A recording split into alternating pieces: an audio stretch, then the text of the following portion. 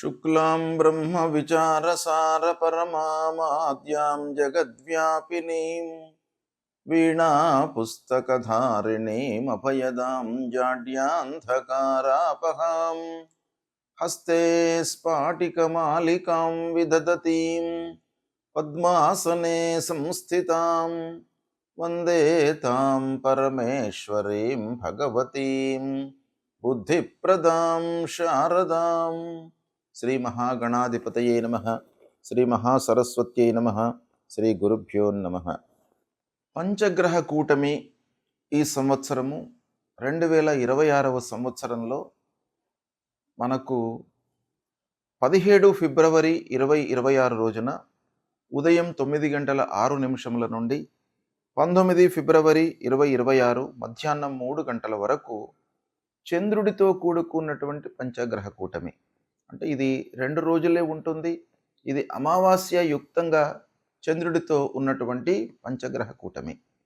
అంటే ఈ 5 గ్రహాల లోపల సూర్యుడు, చంద్రుడు, శుక్రుడు, బుధుడు, రాహువు వీళ్ళు ఇన్వాల్వ్ అయి ఉన్నారు.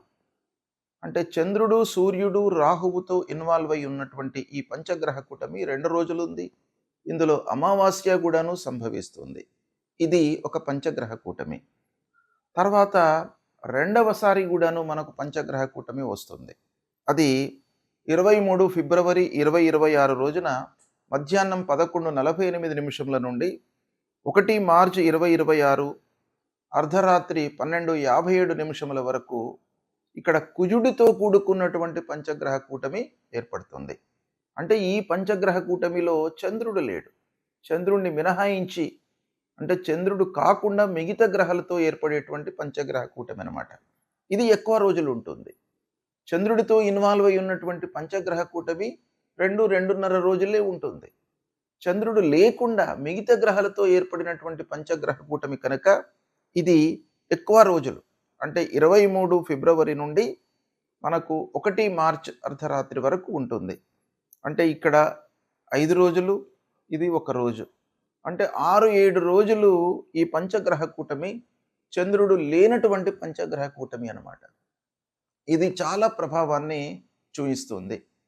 వ్యక్తిగత ప్రభావం కంటే కూడాను ప్రపంచవ్యాప్తంగా, దేశవ్యాప్తంగా, రాష్ట్ర వ్యాప్తంగా మనకు ప్రమాదాలు, సంఘటనలు, ఆకస్మికమైనటువంటి ఇబ్బందులు, మార్కెట్ లోపల ఉన్నటువంటి ధరలు పెరగడము, పతనం కావడము, ఇలాంటిది మనకు ఊహకు అందనటువంటి ఎన్నెన్నో విషయాలు ఈ పంచగ్రహ కూటమి సందర్భంగా జరిగేటువంటి అవకాశాలు చాలా ఉంటాయి. కాబట్టి ఇలాంటి ప్రభావము అంటే ఈ గ్రహాలతో ఏర్పడుతున్నటువంటి పంచగ్రహ కూటమి మనకు రాశి ప్రకారంగా ఎలా ఉంటుంది, అంటే వ్యక్తులకు ఎలా ఉంటుంది. అంటే ప్రపంచం అంటే మట్టి కాదు, మనుషులతో కూడుకున్నటువంటిదే ప్రపంచం.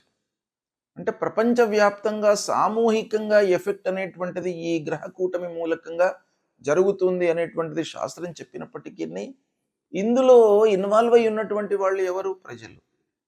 కాబట్టి ఈ ప్రజలు ఆయా రాసులలో ఉద్భవించినటువంటి వాళ్ళు కనుక ప్రధానంగా రాశి పరంగా ఈ పంచగ్రహ కూటమి యొక్క ప్రభావము ఎలా ఉంటుంది అనేటువంటి విషయాన్ని మనము తెలుసుకుందాం.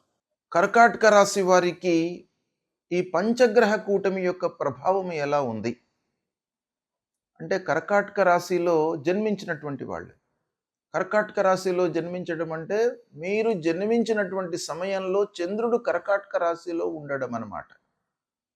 అలాంటి జాతకులకు ఈ పంచగ్రహ కూటమి యొక్క ప్రభావం ఎలా ఉంది అనే విషయాన్ని చూసినట్టయితే ఈ పంచగ్రహ కూటమి లోపల మొదలు వచ్చేటువంటి పంచగ్రహ కూటంలో చంద్రుడు ఉన్నాడు. అంటే కర్కాటక రాశికి అధిపతి చంద్రుడు. అలాంటి చంద్రుడు ఇందులో ఇన్వాల్వ్ అయి ఉన్నాడు మొదటి 2 రోజులు. అందులో అమావాస్య కూడాను వస్తుంది 17, 18 ఆ 2 రోజులు వచ్చేటువంటి దానిలో. అక్కడ ఈ కర్కాటక రాశి వారికి అష్టమ స్థానం అవుతుంది. అది కొంత ప్రభావాన్ని చూపించేటువంటి సమయం. ఇక రెండవ మారు వచ్చేటువంటి దానిలో చంద్రుడు కాకుండా కుజుడితో పంచగ్రహ కూటమి ఏర్పడింది.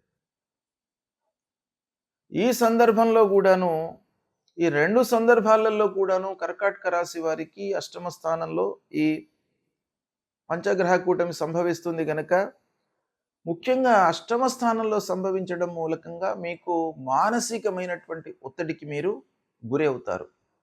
అంటే వర్క్ లోడు పెరగడము, మీరు ఆశించిన ఫలితాలు రాకపోవడము, మీరు ఒకటి ఊహిస్తారు, ఫలితము విభిన్నంగా ఉండడం మూలకంగా మీకు మానసికంగా ఒక ప్రెషర్‌కు గురి అయ్యేటువంటి అవకాశం బాగా ఉంది. దాన్ని మీరు కొంత నియంత్రించుకోవడానికి ప్రయత్నాలు చేయాలి. ఆకస్మికమైనటువంటి ఖర్చులు, ఊహించని ఖర్చులు, వాహన మూలకంగా ఊహించని ఖర్చులు ముందుకు వస్తాయి. వాటి రిపేర్లు చేయవలసినటువంటి పరిస్థితులు, గృహ మరమ్మతులు ఊహించకుండా ముందుకు వస్తాయి. ఆరోగ్యపరమైనటువంటి ఖర్చులు కూడాను ఊహించకుండా ముందుకు వస్తాయి. కనుక ముఖ్యంగా ఆరోగ్య విషయం లోపల మీరు శ్రద్ధతో ఉండాలి ఈ సమయం లోపల. ఇక కొన్ని తెలియని విషయాలు, అంటే మీరు దగ్గరి వాళ్ళను మన వాళ్ళు, మన స్నేహితులు, మన ఆంతరంగికులు అనేటువంటి విషయం లోపల వాళ్ళ విషయంలో మీరు ఎప్పుడు కూడాను చూస్తూ ఉంటారు. అలాంటి వాళ్ళ మూలకంగా కొన్ని ఇబ్బందులు, వాళ్లకు సంబంధించినటువంటి అసలైనటువంటి గుట్టు ఈ సమయంలో మీకు బయటపడడము, అంటే రహస్యమైనటువంటి ఏవైతే విషయాలు ఉన్నాయో అవి బయటపడే అవకాశాలు బాగా ఉన్నాయి. కాబట్టి ఈ కర్కాటక రాశి వారు ఈ పంచగ్రహ కూట సమయంలో ముఖ్యంగా దైవ స్మరణ మీరు చేయాలి. అంటే భగవంతుడిని స్మరించడము, భగవంతుడికి సంబంధించినటువంటి స్తోత్రాలు పారాయణం చేయడము మీకు రక్షణగా ఉంటుంది. ఒక రక్షణ కవచంగా మీకు ఆ భగవంతుణ్ణి స్మరించడం అనేటువంటిది ఉంటుంది. కాబట్టి ఈ సమయంలో మీరు దేవాలయానికి వెళ్ళండి, భగవంతుణ్ణి కొలవండి. మీకు గురువు ఉపదేశించినటువంటి మూలమంత్రాన్ని పఠిస్తుండండి. ఈ సమయంలో మీకు మంచి జరుగుతుంది. పంచగ్రహ కూటమి అంటే ఏమిటి? ఈ గ్రహాలు ఒక్క రాశిలో సంచరించడం మూలకంగా ఎలాంటి ఫలితాలు ఉంటాయి? అసలు ఈ గ్రహ కూటమి అనేటువంటిది ఎలా ఏర్పడుతుంది అనే విషయాన్ని మనము ఒక్కమారు చూసినట్టయితే, సాంప్రదాయ జ్యోతిష్యంలో మనకు 9 గ్రహాలను మనము తీసుకుంటాము లెక్కలోకి. వాటి యొక్క చలనము, వాటి యొక్క సంచారాన్ని దృష్టిలో పెట్టుకొని ఫలితాలను మనం చెప్పడం జరుగుతుంది. సూర్యుడు, అంగారకుడు, బుధుడు, గురువు, శుక్రుడు, శని, రాహువు, కేతువు, ఇవి 9 గ్రహాలు. రాహు, కేతువు ఎప్పుడు కూడాను వాళ్ళు సమసప్తక స్థితి లోపల ఉంటారు. అంటే ఒకరి నుండి ఒకరు 180 డిగ్రీస్లో ఉంటారన్నమాట. అంటే రాహు, కేతువులు ఎప్పటికి కూడాను కలవడం అనేటువంటిది జరగదు. అయితే మిగతా 8 గ్రహాలు కలవడానికి అవకాశాలు ఉంటాయి. దాన్ని ఆ 8 గ్రహాలు కలిసినట్టయితే, ఒక్క రాశిలో కలిసినట్టయితే దాన్ని అష్టగ్రహ కూటమి అని అంటారు. అంటే 8 గ్రహాలు ఒక రాశిలో చేరి సంచరించడం అన్నమాట. అదేవిధంగా షష్టగ్రహ కూటమి, పంచగ్రహ కూటమి అనేటువంటిది మనకు ప్రధానంగా వీటి యొక్క ఫలితాలు ఈ గ్రహాలు కలవడము అనేటువంటిది సంభవిస్తూ ఉంటుంది. అయితే ముఖ్యంగా ఈ పంచగ్రహ కూటమి అని అంటే 5 గ్రహాలు, ఈ 9 లోపల 5 గ్రహాలు ఒక రాశిలో చేరినవి. అంటే కుంభరాశిలో ఈ 5 గ్రహాలు సూర్యుడు, అంగారకుడు, బుధుడు, శుక్రుడు, రాహువు. శని మీనరాశిలో ఉన్నాడు, కేతువు సింహరాశిలో సంచరిస్తున్నాడు.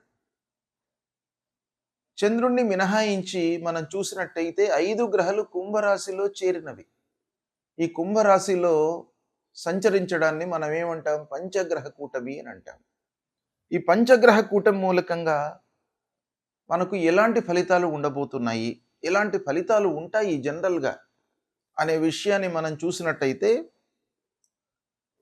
సామూహిక కర్మ ఫలితాలను ఒక్కసారి బయటకు తీసుకువచ్చేటువంటి ఒక స్థితి ఏర్పడుతుందన్నమాట ఈ కూటమి సమాగమం మూలకంగా. అంటే గ్రహాలన్నీ కూడాను కలిసి సంచరించడం మూలకంగా సామూహికంగా కర్మలు, సామూహికంగా చేసేటువంటి పనులపై మనకు ఎక్కువ ప్రభావాన్ని చూపిస్తుంది. అంటే దీని సూక్ష్మంగా మనం చూసినట్టయితే ఇది వ్యక్తుల కంటే కూడాను ఈ గ్రహ కూటమి మూలకంగా కలిగేటువంటి ఫలితాలు ప్రపంచవ్యాప్తంగా, దేశవ్యాప్తంగా, రాష్ట్ర వ్యాప్తంగా ఎక్కువగా ప్రభావాన్ని చూపిస్తాయి. అంటే ప్రపంచవ్యాప్తంగా ఎలా ఉంటాయి, ఎక్కువ సంఘటనలపై ప్రభావం చూపిస్తుంది గనక ప్రపంచ స్థాయిలో ఎలాంటి ప్రభావాలు ఉంటాయి, ప్రపంచ స్థాయిలో మనకు ఉండేటువంటి ప్రభావము సంఘటనలు ఏంటంటే రాజకీయ పరంగా, రాజకీయంలో ప్రపంచవ్యాప్తంగా దేశాలలో రాజకీయ మార్పులు, ప్రభుత్వాలపై ప్రజల యొక్క అసంతృప్తి, నియంతృత్వ పాలనలకు చరమగీతం పాడడము, అంటే నియంతృత్వ పాలనలు బలహీనపడము, తర్వాత కొత్త రాజకీయ కూటమిలు ఏర్పడము, అంతర్జాతీయ ఒప్పందాలు, యుద్ధాలు, ఉద్రిక్తతలు, వీటిపైన కూడాను చాలా ప్రభావం చూపిస్తుంది. అంటే సరిహద్దు వివాదాలు మళ్ళీ చెలరేగే అవకాశాలు ఉంటాయి. ఆయుధ పరీక్షలు, సైనిక కదలికలు, శాంతి చర్చలతో పాటు ఆకస్మికమైనటువంటి ఘర్షణలు, ఇక ఆర్థిక వ్యవస్థపై కూడాను ఈ పంచగ్రహ కూటమి యొక్క ప్రభావం ఉంటుంది. అంటే ప్రపంచ మార్కెట్ లోపల అస్థిరత అనేటువంటిది చోటు చేసుకుంటుంది. అంటే బంగారము కానివ్వండి, చమురు, డీజిలు, కరెన్సీలపై ఊగిసలాట, అంటే అస్థిరత ఏర్పడుతుంది. కొన్ని దేశాలకు భారీ నష్టం వాటిల్లేటువంటి అవకాశాలు ఉంటాయి. కొన్ని దేశాలకు ఆకస్మిక లాభం చేకూరుతుంది. అంటే ఒక దేశానికి నష్టం జరుగుతుంటే ప్రపోర్షనల్గా ఇంకో దేశము లాభపడేటువంటి అవకాశాలు మనకు ఉంటాయి. అవన్నీ కూడాను ఈ యోగం మూలకంగా సంభవించే అవకాశాలు ఉంటాయి. అంతేకాకుండా ప్రకృతి లోపల వైపరీత్యాలు ఏర్పడతాయి. అంటే భూకంపాలు, అగ్నిపర్వతాలు విస్ఫోటనం కావడము, సముద్ర తీర ప్రాంతాలలో తుఫాన్లు ఏర్పడము, వరదలు రావడము, వాతావరణంలో అతి తీవ్రమైనటువంటి మార్పులు ఏర్పడము, ఇలా ప్రపంచవ్యాప్తంగా జరిగేటువంటి అవకాశాలు ఉన్నాయి.